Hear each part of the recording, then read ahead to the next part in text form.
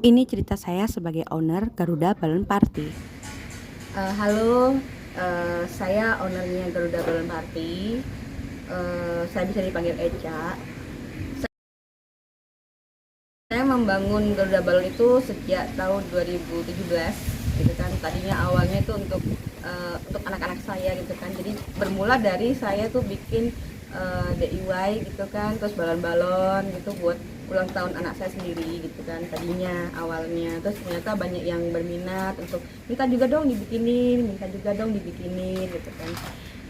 Ya, sedangkan dari itu akhirnya saya membuka Garuda Balon Party di tahun 2017. Waktu itu dekoran balon itu yang tematik. Jadi yang tematik itu sebenarnya kayak apa ya, kayak kita bikin bentuk cumi-cumi, bentuk kuda gitu-gitu kan, tahu bentuk dinosaurus itu kan. Jadi emang sedikit masih gitu. Jadi waktu itu laku banget, hampir setiap minggu, satu minggu tuh weekend kami tuh selalu dekor balon gitu kan. Saya mengerjakannya berdua sama suami gitu kan. Terus jadi karena suami kan libur kalau hari Sabtu Minggu, jadi dia ikut bantuin. Jadi satu hari itu bisa kadang-kadang 2 sampai 3 event gitu kan untuk dekorin balon. Terus yang lucunya saya mengajak semua anak-anak juga sih, jadi ya seru aja gitu kan. Walaupun mungkin dilihat kurang profesional, tapi alhamdulillah masih banyak yang memberi kesempatan saya untuk mengekspresikan uh, kerajinan saya di Garuda Balon Party. Dan itu dulu dulu kan Sabtu Minggu itu sampai 3 bulan ke depan tuh kadang-kadang udah full gitu loh. Jadi saya kadang-kadang sempat menolak kalau nggak bisa atau segala macam, itu pasti saya gituin. Tapi akhirnya waktu itu ada pandemi gitu kan, waktu itu ada pandemi dan akhirnya mulai tuh event tuh nggak ada sama sekali gitu kan. Bahkan nggak ada sama sekali sih, bukan bukan nggak ada lagi gitu. Karena kan emang tidak boleh berkumpul di satu tempat gitu kan, jadi emang nggak ada event. Tapi beberapa emang ada yang masih pesan gitu kan untuk mengadakan acara ulang tahun di rumah. Tapi ya itu cuman terbatas sih. Setahun saya tuh pas pandemi cuman ada 8, mungkin 8 event aja, jadi nggak terlalu banyak memang. Jadi yang pandemi itu bener-bener bikin yang tadinya penghasilan kami bisa sampai lagi 20 juta per bulan gitu kan, akhirnya sekarang bener-bener di bawah itu gitu, maksudnya karena kalau kayak kalau misalkan balon ke rumah itu kan nggak semahal biasanya kan gitu kan. Kami kan mematok minimal 1,5 juta gitu kan untuk satu balon tematik gitu. Terus ya emang pandemi mengubah banyak hal gitu kan, termasuk ya uh, usaha saya di Garuda Balon Party yang tadinya saya dan suami udah bersemangat gitu kan menjalankan dengan penuh hati.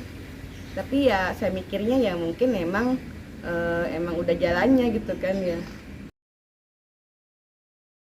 Tapi kan sekarang ini udah mulai lagi menggeliat gitu kan, menggeliat lagi, orang-orang udah mulai kumpul-kumpul kembali gitu kan.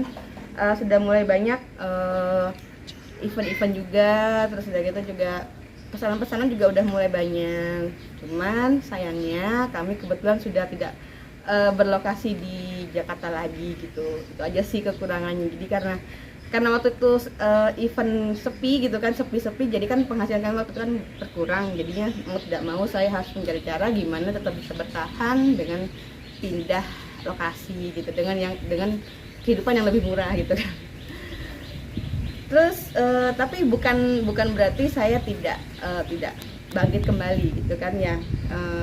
Sama ini masih banyak yang masih percaya untuk membuat printable gitu kan, printable acara mereka gitu. Dan saya bersyukur masih percaya sama beberapa teman gitu kan, atau beberapa perusahaan yang masih menggunakan saya sebagai dekornya gitu. Saya tahu digitalisasi UMKM itu sangat penting, makanya saya ikut bergabung dalam link UMKM ID dari Bank BRI.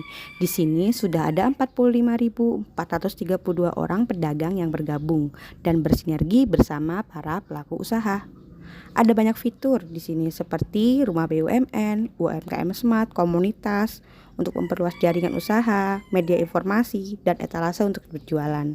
Saya yakin sekali bisa bangkit kembali dan digitalisasi UMKM bersama link UMKM BRI, karena BRI selama ini membantu kemudahan transaksi saya.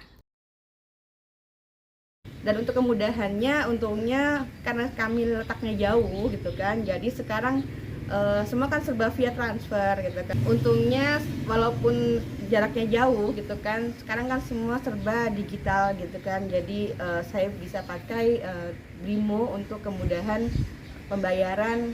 Jadi mereka transfer dan saya akan kirim barangnya. Jadi biasanya emang open PO sih. Seperti itu. Dan ya nggak banyak tapi mulai bangkit kembali. Jadi kalau misalkan mereka mau transfer atau saya juga lebih mudah mengecek semua pembayaran ya lewat BRI saja. Saya yakin bisa bangkit kembali bersama link UMKM dan BRI.